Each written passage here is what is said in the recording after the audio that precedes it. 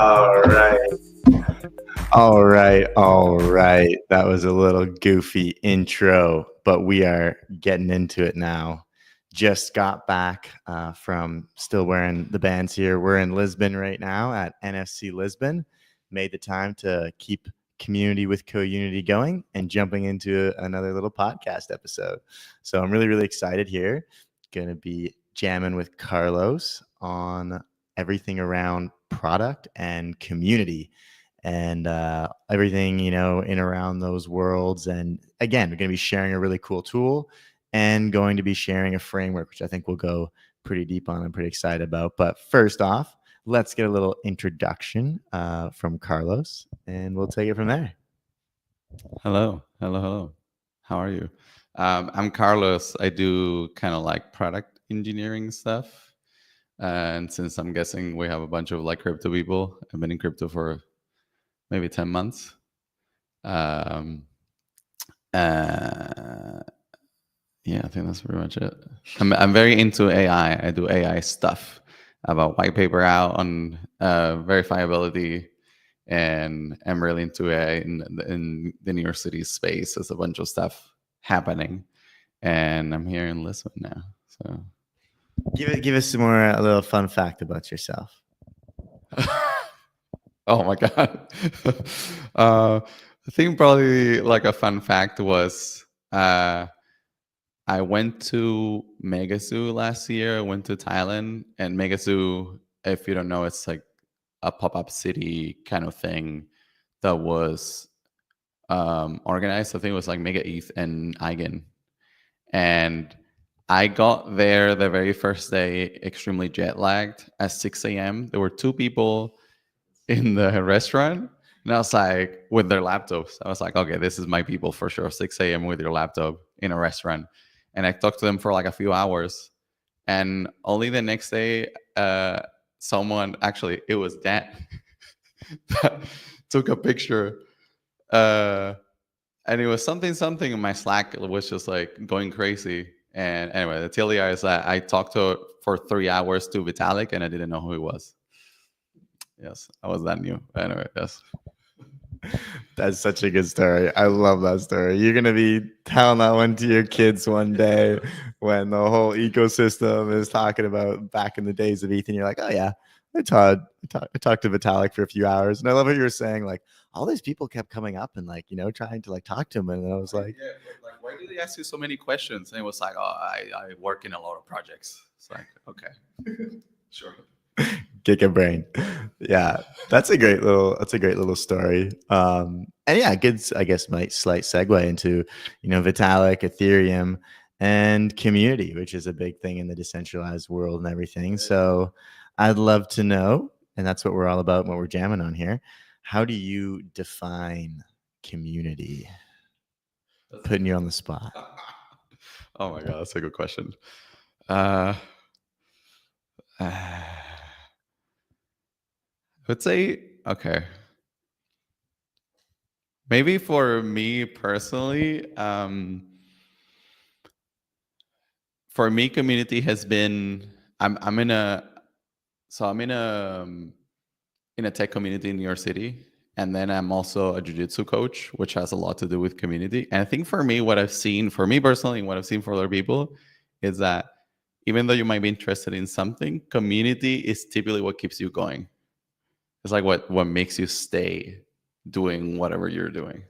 So yeah, I think it's pretty important. We're definitely going to go deeper on this component of like jiu-jitsu and the developer community stuff. But I really like that answer because I think it fits into, there was a little article that I wrote 3 years ago. It was called Clicks Fade, Community Stays. Oh.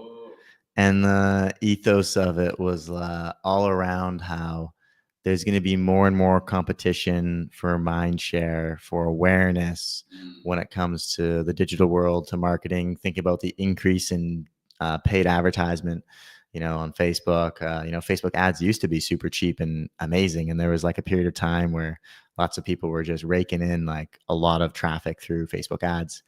and then their competition kind of like the increase, or they increase the pricing of it and whatnot. And then in general, even right now, we're seeing on Twitter people, getting Laudio and like, doing yaps and now like Cookie 3 doing snaps and everything, right? Which there's more and more competition for everyone's attention, right? It's like, I gotta yap about this project, I gotta do this about this. There's different incentives elements coming in, and it's getting difficult to capture someone's attention, right? And get their attention, or more expensive. So therefore, it increases a much higher value if you can have stronger loyalty, you can have stronger retention, you can have stronger community. And that's what we've been really bullish on with CoUnity and everything we're doing, is like all sorts of different tools, systems, strategies, structures, and you can name around, retaining people, around building loyalty, and whatnot. So that's what we're jamming on here. That's what we go deeper on different ways. But yeah, I guess to go more into your story stuff, and like I said, I love the definition on community. You mentioned like jujitsu a little bit there. Tell me more about the jujitsu world of community, and how it like maybe draw like any sort of relatable components around it or something. Yeah, it's kind of funny. My wife hates every time that I say, "Oh, it's like jujitsu," and she goes like, "Oh God." But I actually think there's a lot of parallelism, because at the end of the day, community is like a very human thing, and like we're all the same in a way, right? So if you understand what people need and what people want, you can extrapolate to a bunch of different things. But anyway, to go back to the jujitsu thing. Jiu-Jitsu and Web3, they're both pretty clicky in a way. Like, it's very culty. It's kind of like, we're all weird, and it's very niche. And I would say probably the biggest parallelisms are, it's kind of a lot to take in when you join, which can be good or bad depending on, and then the other thing is that I feel like depending on how you're introduced into it, it really shapes up your relationship with the environment. So, for example, with jujitsu, going back again to the community thing, is that most gyms focus a lot on their version of like product and or marketing. Like, oh, we have this like world champion coaches, or we have the facilities are XYZ. But then again, the thing that people stay for is their community. It's like they feel whether they feel that they fit, and like why. So I think in that sense it's pretty similar. You see a lot of projects, and then when people join in, it's like, oh, why would they stay? And typically the product and the marketing is like why they're interested in the first place, and the community is like why they would stay. Because you could like really like, for example, a jiu-jitsu gym, or be into the idea of like, maybe I'm a jiu-jitsu person, let me try this. And if you feel very alienated in the community, which is easier than it sounds when you're new, you're literally an alien into the community. So it's like, as soon as you can stop feeling like an alien and that you're part of that, then that's when you can actually start enjoying whatever you're doing. That's my rant. It's a good rant, and I can definitely attest. I think it was in Chiang Mai. Oh yeah. We grappled, and yeah, I didn't know Carlos was also a coach and like almost like a pro jiu-jitsu, and I was tapped out quite quickly. But it is interesting around how there's a very like fear around coming into sometimes things like jiu-jitsu when you don't know what you're doing, and like learning, and like as soon as you get to that level where you feel you have a certain amount of confidence, I guess, in it, right? And then you can maybe even mentor and help someone else kind of come up through it. It just kind of builds and kind of compiles in a way. I guess then switching gears on the other component, tell me more about the developer community. That's in New York, right? Yeah, curious to hear, what's working well there. What's your kind of role in it, and how that looks, and any sort of like insights there on specific things on the top of your mind that you want to share. Yes, so the developer community is called Astoria Tech, or Astoria Tech Meetup, and I joined through a friend that she used to live in New York. Anyway, this is like a long story, but I joined, and it was we have probably like close to 3,000 members now, which is crazy. We have people coming from Philly for the events. It's a little bit insane. I think that the main thing that I like about it is that we've put a lot of emphasis, especially me personally, on the community being anti-gatekeeping, because especially in tech, that's a thing. If you've been in tech, you know that that's a thing. There's a lot of gatekeeping for whatever reason. It could be gender, it could be level of expertise, like, oh, you do X but you're new, okay, or oh, you don't do X, you do this, or like the area of expertise. It's like this happens a lot, and the funny thing is that people self-impose this gatekeeping situation. I'm not saying it's not granted, okay, but what I'm saying is it's interesting that people go, oh, but I'm not very technical, and they're like a UX researcher, and I'm like, what? What are you talking about? Because there's this idea, oh, like only coders are valuable, which I could not disagree more with. But yeah, I think that's the main thing that I focus on the in this like community, and it's really made a big difference because I feel like it was pretty good to begin with. It was always like diverse and always very like I don't think that there's a single person that was gatekeepy, but it made a difference to vocalize in every event. We are not like, this is an anti-gatekeeping community. This is for everybody. We want to make sure that you're comfortable, etc., etc. Like basically just having a little 30-second, this is the experience that we want you to have. For some reason, it made a difference. Like people got like this like direct statement that like, okay, you fit here. Mm-hmm. Like I'm telling you right now, in case that you had any doubts, and then people were like, oh, okay. Interesting. Yeah, and this is actually going to fit really well into the framework that we'll pull up here shortly as one of the frameworks that we share. And I think it's a really good example of one of the first communities that I joined. There was still kind of a component of, I guess you should say, like there's this balance of maybe gatekeeping and being open and saying the rules, but also exclusivity on certain, communities and projects as well. And it's like there's an interesting balance there to maybe play with. But one of the things in general with lots of communities when they're early and they're starting, like an advice piece to have is knowing what that balance is and what that structure is and what those rules and guidelines and policies really are, and really like what is the outline of your like who and of your culture that you really want.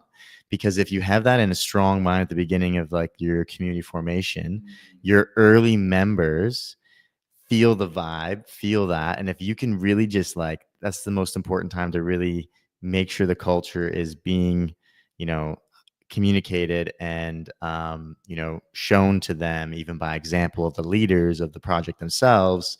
This is the culture we expect.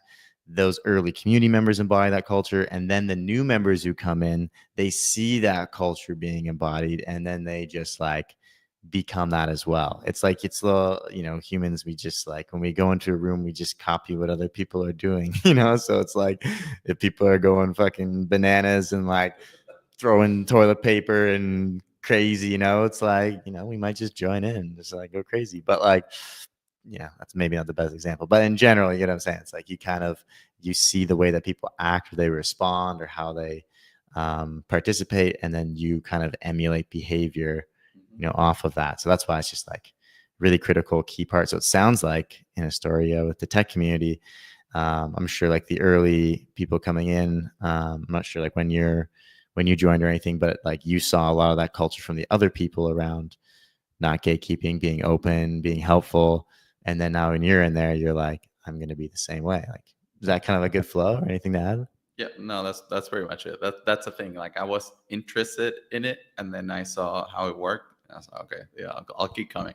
Yeah. Because it's like there's only so many things that you can do with your free time. Yeah. Yeah. And then around too, just like the point around,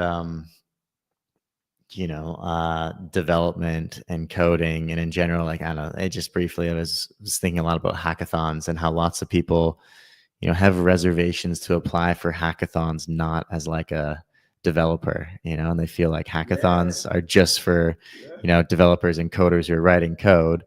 But so many of the teams need like people around, creating the deck or creating like more operations or going out and talking to other people. It's like a huge part of like the team to have these useful other elements, BD, and like just other components of a team. And yeah, it's just like, it is something I feel like a gap in the space too, that needs to be communicated more around these builders and projects with hackathons and things like this. But yeah, so that's something. And the other thing I would say with like hackathons, which is interesting analogy that someone, I can't remember where I read this or saw this, so I'm like trying to make sure I give credit, but I'm trying to remember where. I think it was on Twitter, but someone was talking a bit about how hackathons can be, for some project sponsoring, a little bit kind of like a Tinder mindset, where it's a lot of these developers are just like swiping right on certain, like, events and hackathons and projects and things, and they're just trying out these different like tool sets or whatever, because they just want, get a little reward, get a little something, and then move on to the next thing and go back to the, and keep swiping to get the next kind of bounty or reward or whatever, you know what I mean? Versus treating more like the projects that they work with as like a, like, yo, like, we're dating, like, this is like, you know a little bit more exclusive, a little bit more like, we're gonna get married, I'm gonna be like, deep in this ecosystem, like, much more focused on this, versus just like, there's a little reward here, there's a little reward there's a reward there. So I don't know, I'm really curious to hear, because I think some projects, I still think it's really useful to give bounties at hackathons, but to be more consistent and to be more of that partner with it, versus just like sporadically dropping things here and there. But anyways, I would love to hear your thoughts as like from your side on this.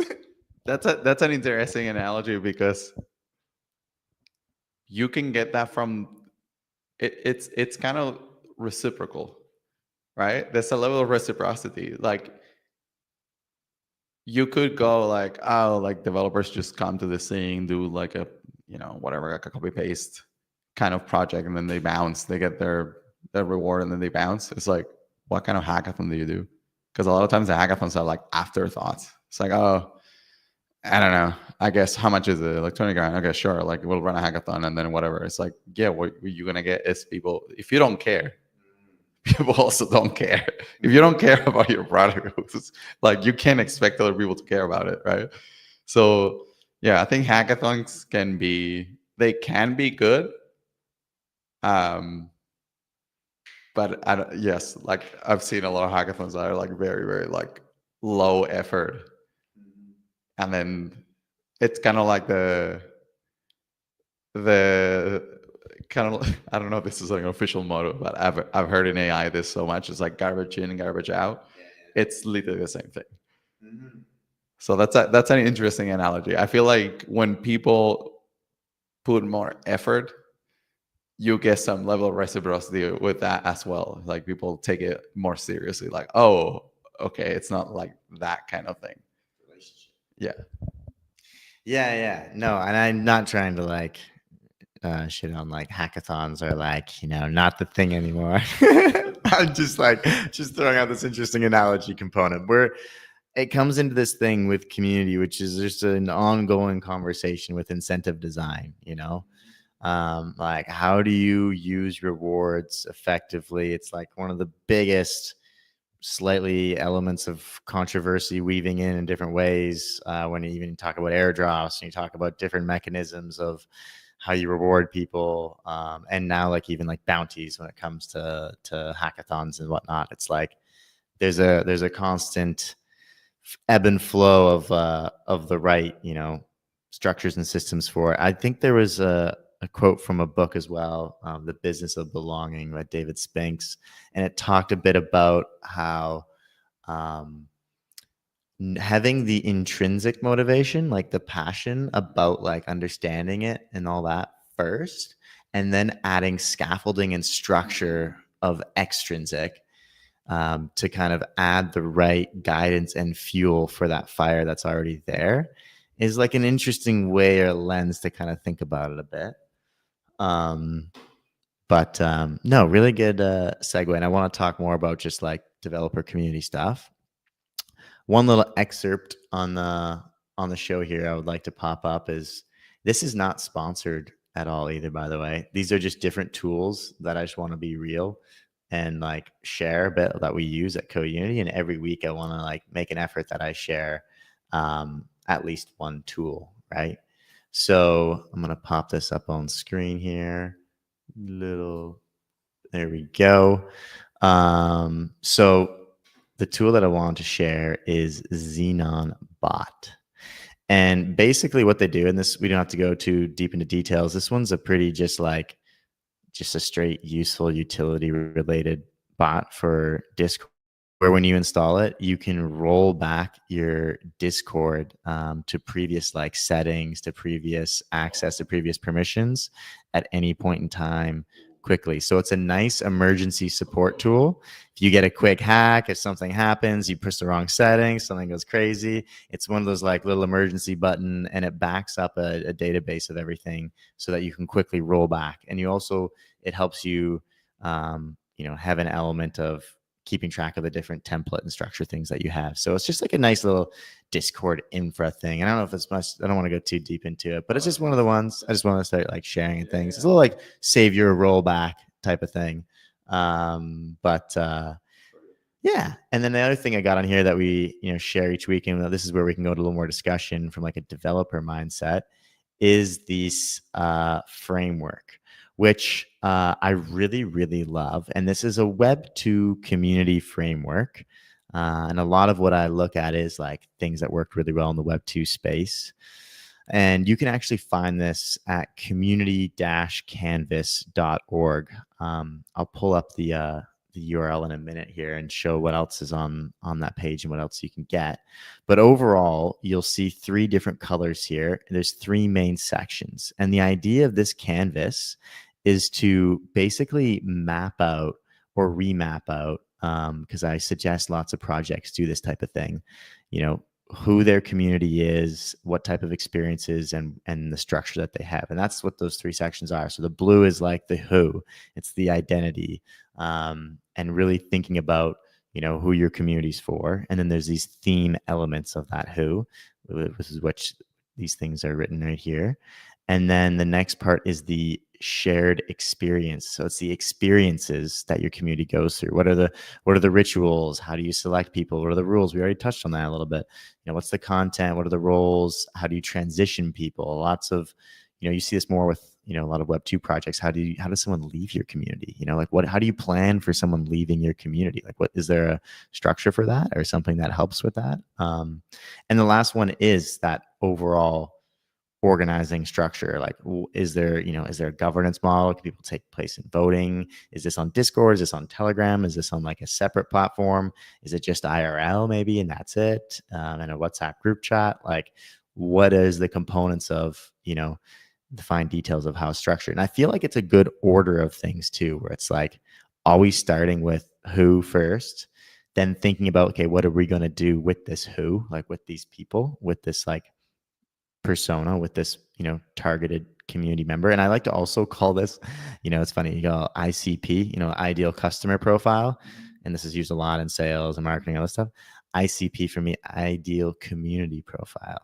Still ICP, okay, it's not that good, but anyways, like the like what is your ICP, what is your ideal customer profile, like what are the experiences we want to do together, and then cascading into what is the structure that can look like that will even support these experiences and support these people, that overall also wrap into supporting the values in your brand and like these elements, right? And that's where like the success definition for these people is also in here. So yeah, this is just like a nice overall framework. I guess I'd love to get like your first kind of overall thoughts and perspective on this. And then I'd love to think about like, let's imagine remapping a bit just like a sample project in our head, like a dummy project, and also think about it, because of your experience from like a developer mindset on community. It would be something I think kind of fun to roll through. But first off, what are your thoughts so far? Do you have any questions? Do you have any ideas? Do you have any little brain worms you want to? I have questions for you. I have questions. Immediately, what comes to mind is this. This is clearly. I don't even know how to explain this. When you work with something like that, something like this framework, you can tell again, like community members, like users, community members, like people can tell when you, again, when you're putting effort into something. People can tell when you're passionate about something. It just seeps through the stuff that you do, and it just like touches whatever it is. So going back, for example, to the hackathon example again, just to put an example, when people, you can tell when that somebody. I have a good friend of mine, Harish, shout out Harish from Gaia, and this guy, he's like, he loves hackathons, and he loves like creating like prototypes of stuff, and you can tell when he works. He's done a million hackathons, and you can tell when he organizes and designs a hackathon, that he's like super passionate about making sure that people like get what they're trying to do, making it like very easy to understand. And then typically like those hackathons are like just like the average level of the projects is just so much better. And going back to this is like when you start getting into like, okay, I'm serious. I'm not just like playing around and then I don't know, we'll see what happens. And this, and another very good example again, it's like jujitsu. I'm gonna say this so many times. But like you can tell like gyms that are really, really, really good. I know that they have thought of all these things because you can tell. You can tell that they're like questioning the things that they do. Like, why should I do this? What's working? What's not working? And I don't know. You can tell like the experience is just smooth. Like you go in, you try for a class, you know exactly what to do. They know what to do. Hey, like if you need this thing, you do X, Y, Z, and you're like, oh, nice. It's like it takes away a lot of like the uncertainty and the cognitive load and the anxiety of like, I don't know what I'm supposed to do. It's like you just do X, Y, Z, and you just enjoy the experience. So having said that, my question to you is, because you've done a couple of community things. So my question is, from all this stuff, what do you think is immediately like something that you see that a lot of projects struggle with? Or either that, or what do you think that they should focus more on? Because like there's quite a few like things in here, and obviously I'm sure they're all important, but what would you focus on in here, or would you recommend? Yeah, it's a great question. It depends. No, I'm just kidding. But you mentioned like in general, right? Yeah. So I get this when I ask lots of projects where having conversations, and I go to the even the head of community or the head of marketing, and I say, what's your community strategy? And I basically, is it better that way? Oh yeah, we're playing around. I basically this is better. I basically think about when I ask that question, like, what's your community strategy? And I'm really curious to hear which of these sections do they answer with. And I get different answers sometimes. Sometimes when you ask people what their community strategy, the first thing they say is, we got Discord, but we do have this one Telegram group and blah blah. And they jump into the structure. They jump into the third component here, right? Sometimes when I ask, they go, well, we have a community AMA that we do like every week, and so they've jumped into the experiences right away, right? It's honestly kind of rare when you ask the community strategy for them to start telling you about who they're targeting, the middle thing, the core thing, the heartbeat, of like who you're actually like really, who's the ICP and whatnot. And because, and I think there's a reason for this, we briefly talked about this a little earlier, is that there's in Web3 especially, there's multiple identities, there's multiple ICPs for projects, right? And it can be confusing to, respond to someone around the community strategy with like, well, we've got these 5 different, types of people in our community. We know a lot about, each of them, but we know we've got our builders, our developers who are like building apps or building something on our ecosystem. We've got like our node runners who are like staking and getting rewards or validating the network. We've got investors who are holding our token and doing different things with it, right? And we've got maybe governance people who are like, they've got a role where they're voting on certain things, or they're part of like the DAO component of a project. And so it can get very complex with this. You can almost have like 5 of these for a single project, like 5 separate canvas maps, and that's some of what we do. There's another framework that we use that's we'll have to share on a future episode, but it's a bit of like a funnel diagram walking through how you think about the personas landing into different areas in the community, which is like community segmentation strategy. And I feel like sometimes you say segmentation, it gets a little bit like, I don't know. Segmenting can often feel a little like, negative in a certain sense. Like, what do you mean segmentation? But there's like a certain obviously benefit to being in a room with the same type of people as you, all singing like the same song. It's like you can understand your voice isn't drowned out. It's like we're talking about the same stuff.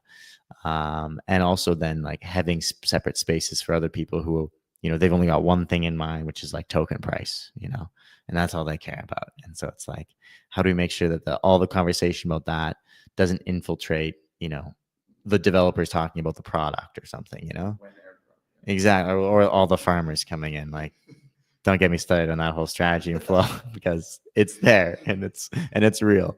But yeah, so that's like, I would say the biggest long story short answer is around really mapping out like who on the community side and understanding that you've probably got different who's, you probably got different identities, and having the right support and structure and flow for all of them. Because often it's just like in the discords, we do this a lot. The Discord just has so many channels, just like too many channels. And it's like, well, we got to, have a space for these people and these people and these people, and be like, yeah, you do, but you can also set it up in a way where, you can set up certain verifications and certain elements of engagement to then know who they are and what they should have access to, and not just like self-select, component, to make it a little bit more structured and organized. And then I think Telegram works really, really well for some of these certain subsets of communities that can be like little alpha groups and things like this that are specific for that like topic in a way, right? But yeah, I think the heartbeat part of the middle of this canvas is definitely a big one. But yeah, any other, one more question on this, and then maybe we'll move on to the next little bit, or you feel good on this? No, I think my experience with communities has been like, a lot of focus on the who, because I feel like that determines like the rest. The rest is obviously important, but the who is like, I typically start from that. Yeah, and the other thing is like not only I guess segmentation, but also weaving of all like the who's, because they all support like the brand, the values, and the mission in their own way. Like you need people staking, generating their own yield and participating in that component. You need people maybe even operating or running their own node or whatever. You need people building the actual apps that generate demand for the ecosystem, and cash flow components, and then you need the investors. You need like the people who are going to be buying the tokens and passionate about the price movement and all this stuff. Like all these things and these different elements are needed. It's just like, and then how do you like create the bridges between them, weave them, have them make their own space, but still have it all aligned. And like this is a bit of an initial mapping just to get started into some of that mindset. But yeah, it's like it can get into some serious fig jam mapping territory for sure, which is definitely my jam. But cool. Well, I guess I'll pull up something else here, but I'd love to maybe ask again on like I don't know, maybe before we move on from this question for you, on this. Yeah, no, you generally said you start with like the who component to it. In like developer communities, it's, obviously it's like the developers in a good sense if we're imagining just like a single purpose developer community. What else would you be like secondarily focused on when it comes to maybe experiences or structure for like developers that you think is maybe kind of slept on or could be emphasized more, that's useful for people who want to like build developer community? Interesting. And you mean specifically like not from the blue circle, like specifically from the other two? You could, if you feel really called to the blue, you could go. You could go blue. No, I'm thinking like if let's see this other stuff.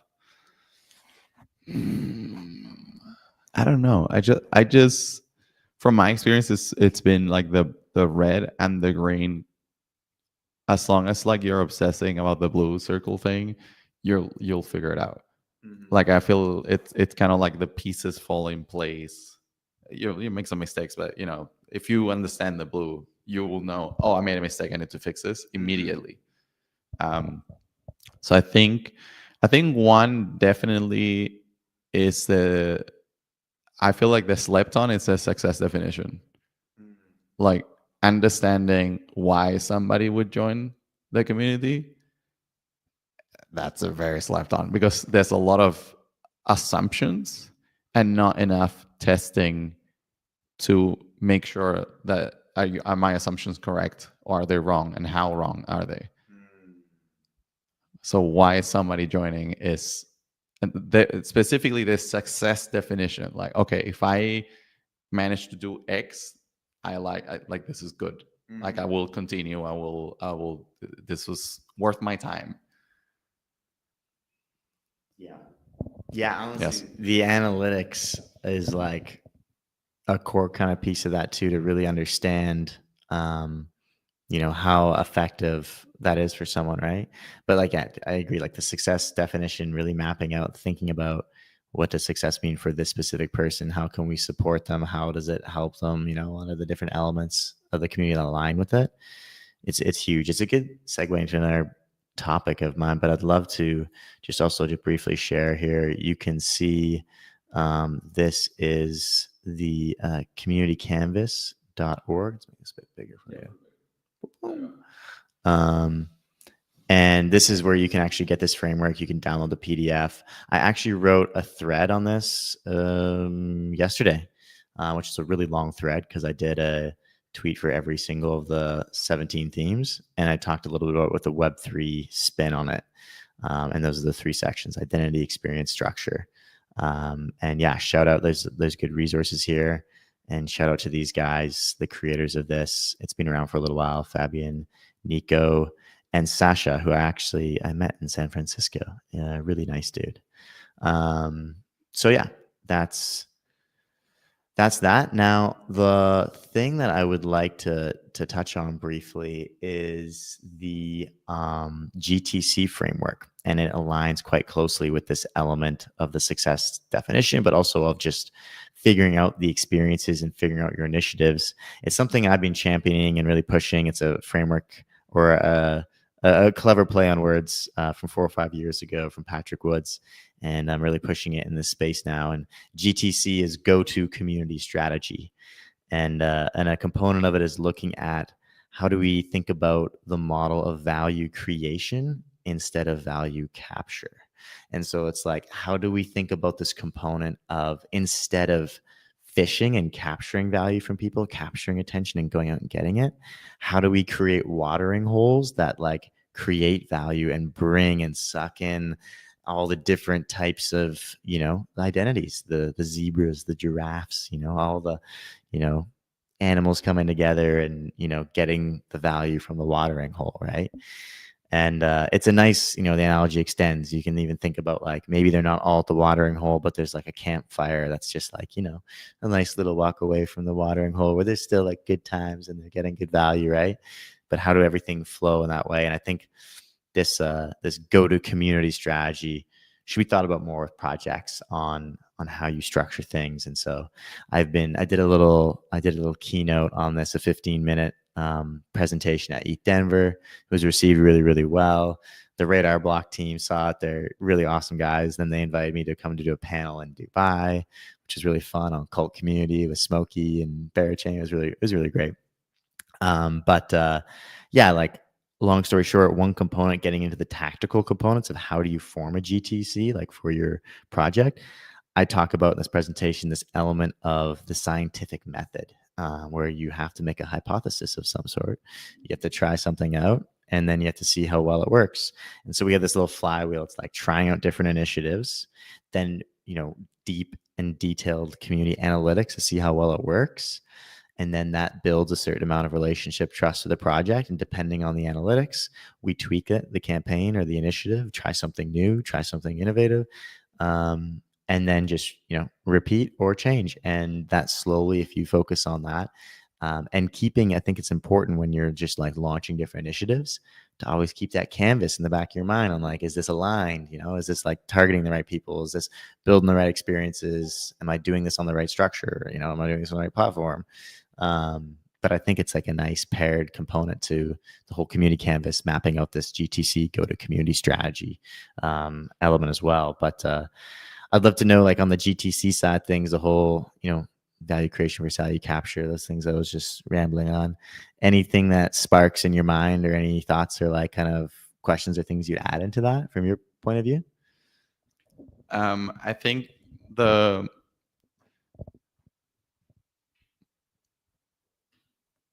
thing that would attach to that is that I see community as a part of product personally and not marketing.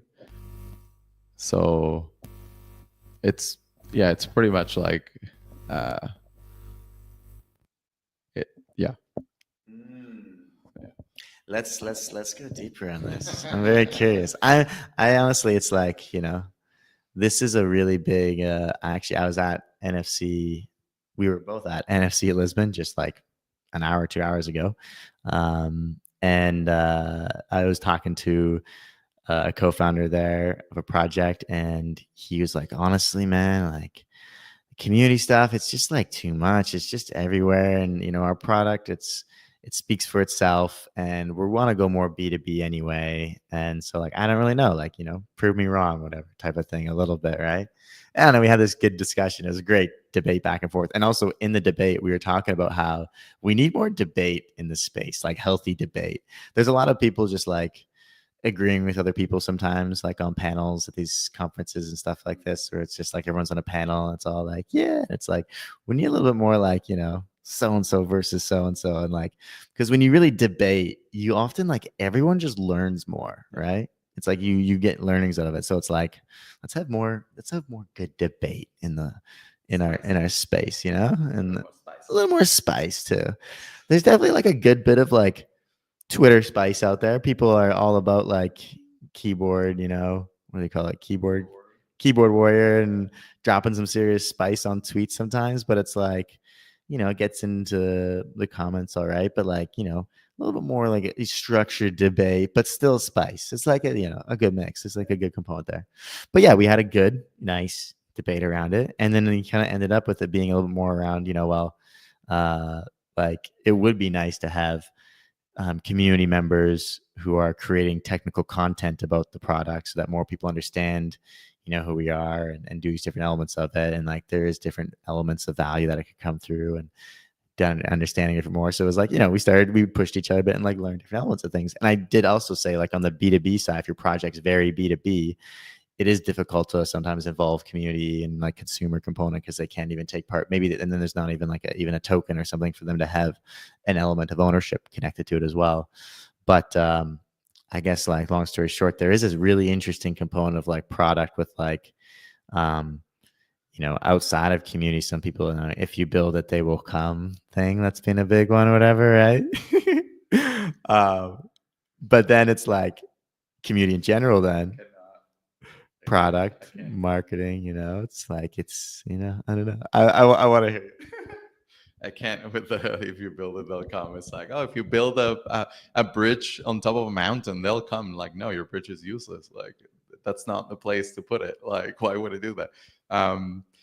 Yeah.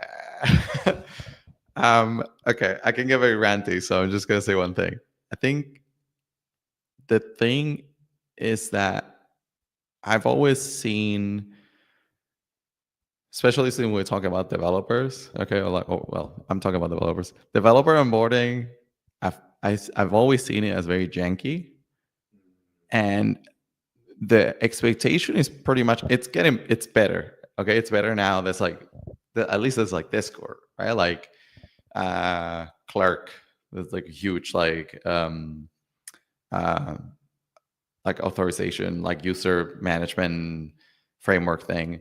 And it's like, okay, so if you have a question, you go to Discord, and they're pretty good. You get a response, but it's almost like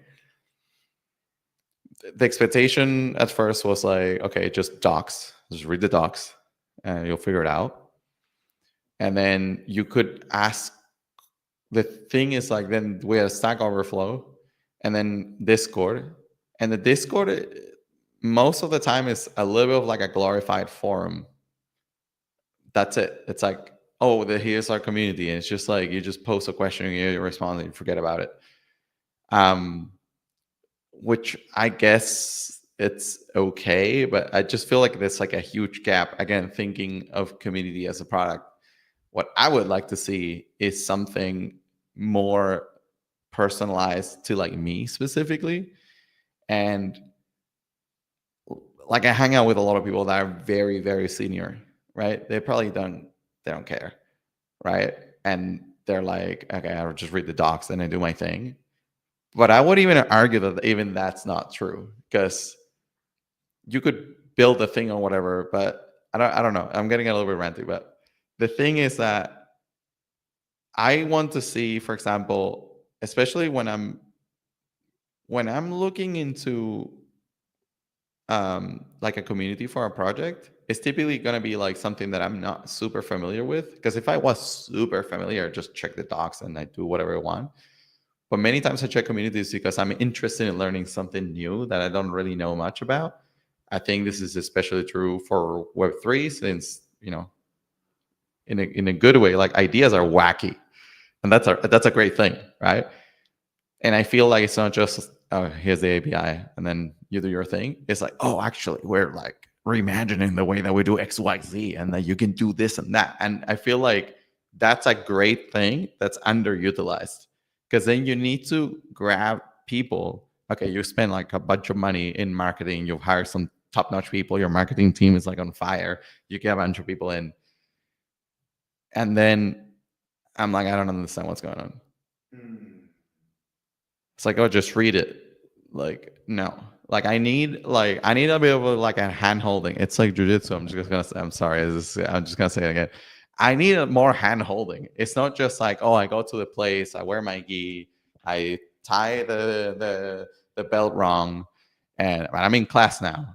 It's like, I don't think that's enough. I think it should be a little bit more personalized for people, so that I like, okay, this is your background. Okay, this is kind of like this, and get a bit more like, I think that there's a huge opportunity for the when you're intaking somebody into a community, to like hold their hand into understanding what the product is, what's their vision of like of the product, like, hey, you could use it to do XYZ, and to get them from, oh, this sounds kind of interesting, to maybe conversing with other people, right? Like, so this is like the ideal part, but you can't just like open a Discord and then, if you're builder.com, I have a Discord, fucking talk to people and like figure it out. That's not like, this is not a thing, unless you're like a very specific kind of person, which they exist, that they're just like a machine. They go on Discord, they just ask people, and but I don't think that most people are like that. Um, And one last thing on the same point is that, again, like, I think there's a lot of, especially now with AI, I feel like we're in the next stage again. We had like just documentation, then Stack Overflow, Discord. Now with AI, the thing is that you're also in your dev community, whether you want it or not, you are also attracting non-coders, because now like there's a lot of people that I know like I don't want to like debate about like the vibe coding or whatever, but the matter of the fact is like even if your vibe coded app is like trash from a security standpoint, it's a product. Like people could use it.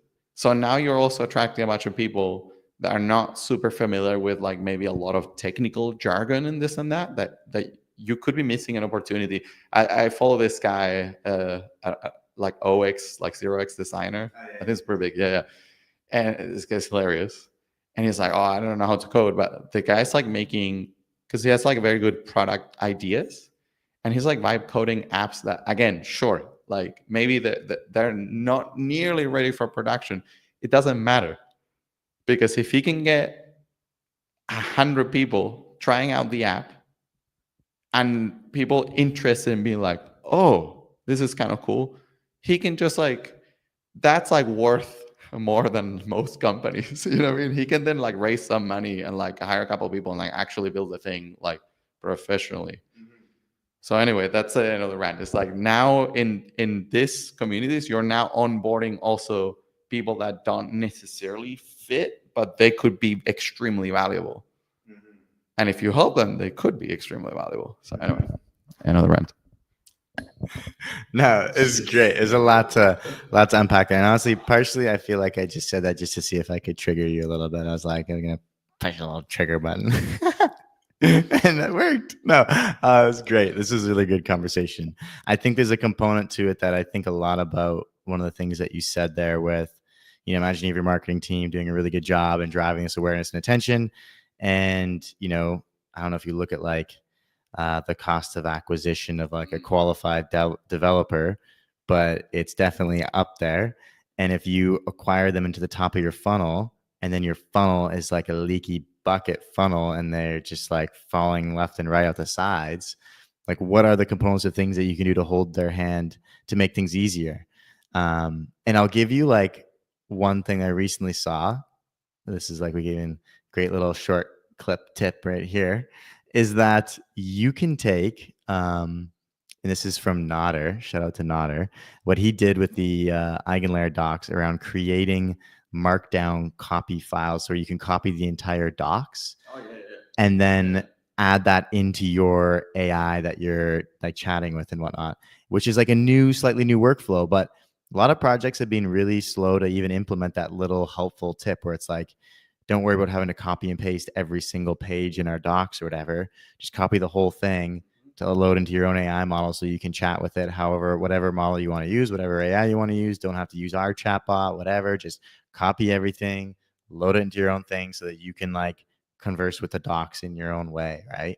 And just that little like shift of doing that is like such a helpful step, I think, for a lot of developers who want to like maybe query or use their own work. And these are new workflows that it's like this is a new process, right? In general, like using AI for developers for this type of thing. But taking advantage of that and doing that now, it's one of those like not necessarily directly hand-holding steps, but just like a friction step that's like, oh, that's nice, like I'm gonna go to the next like thing, whatever.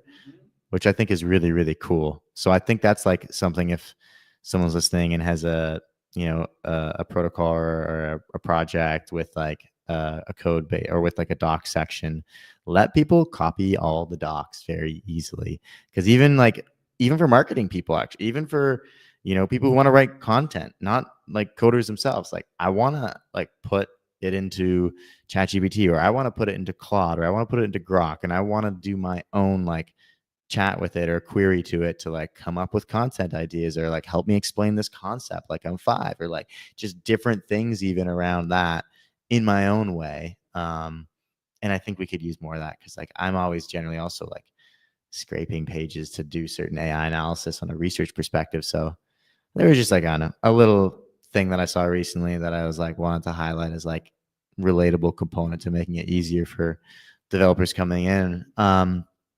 As for other just like hand holding elements, like just the aspect of how you support these people, and similar to how your first developer community mentioned around the culture side of things and how important that is. I think it's really huge for a lot of these developers who come into these ecosystems to feel that support, feel that love, and feel still like open and like the open gating component of the community, your technical community Astoria.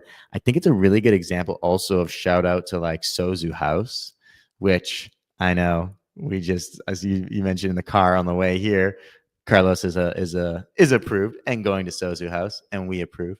And Sozu House is very cool because I was talking with Ben a bit about it, and it's just really interesting how they don't actually force you to like use Mantle or anything like that. Like they don't have restrictions around like this is what you have to do with you have to do stuff for us, and like I need this type of thing. It's a little more just like beautiful around like, oh well, if I really just like vibe with the support they're giving me and everything like this, there's almost a reciprocity element that I feel I need to like, man, I get to stay in this awesome place and like hang out with these other awesome builders and like this culture component. And it's just like usually a beautiful place. Like, I mean, I think this next one coming up looks amazing, but I'd love to hear more of your take on this. Cause obviously you did the application and all this component and how this is like a related element to that hand holding into the ecosystem. I think that the funny thing about this is like why I applied. And I think that the reason why I applied is because they have a good community. And this is kind of funny because like I personally, I don't know that I would have thought, like, I don't know how they would categorize themselves. Is it like a retreat slash pop-up city, something like that? It's like a builder's retreat. Probably I'll call that. I wouldn't have thought of like a builder's retreat having a community, because it's like, I understand that you have the community, you go and you make community for a week and then you're done. But I applied because a bunch of people that I know, that I respect, that they're pretty legit, they were literally like sharing it and being like, this is amazing, you should apply, like glowing reviews about it, like, oh, like I know, either I have been and it was amazing, or I know the people organizing it and they're legit. And then I was like, okay, I have to apply to this thing, right? But that I feel like that's another value of like having a strong community. It's like you were talking about this. I am way more likely to try something out if I get a referral from somebody that I know, like a million times more likely. Like I could have like 5 options and maybe one that's like the industry leading, they have the best fucking website that I've ever seen. That if I have somebody that I respect telling me like, oh, you should try option number 4. I've tried that and it was pretty good. I don't even like think about it. Just go option 4 straight. Like that makes a big difference, because it's like it's telling me somebody has already tried it, et cetera, et cetera. I don't know. So yeah, I would say that was like it's like a funny. It's just like the way that the million ways that community permeates into like every single like angle, basically. But yeah, thank you, whomever approved my application. You're a kind soul. Thank you. I'm excited. I'm excited. Yeah, and it's very true around the whole element of advocates and how do you build these in your community, because when you have someone who talks really great about your product or talks really great about your retreat, talks great about your camp, and recommends you to it, you're much more likely to take that than if, let's say, on the flip side of things, Sozu House was just the one solely saying our thing is the best thing in the world, come to our thing, like we're good, just shilling it. It's like that's like, especially in this space in like Web3, like the shilling is getting like over, like just too much. It's just like sometimes just too much shilling, Yeah. And if you can have other people like, we need more like recommendation type shilling where it's like, you need to go to this, whatever. Right. And I agree. That's like a huge component. And the recommendation was not monetized. Exactly. Yes, I'd be wary also. Like, why are you getting out of this? Oh, I'm getting like a 15% referral code, whatever. No, it was just people tweeting about it. I'm like, okay, this is the thing. Organic advocates. That's right. Yeah. That's super legit. We're getting close to. I mean, we've been really trucking here. And I think what I want to finish off with is just a couple little rapid fires. So this is like we're almost done, Carlos. No, it's okay. Hot seat right here. We're just about to wrap up, but these are going to be quick questions, quick answers. Say the first thing that comes into your mind. and it's all gonna be okay. It's gonna be great. This is where Carlos doesn't get hired anymore. Nah. All right, let's go. All right. Da-da-da-da. Do devs secretly hate gamification?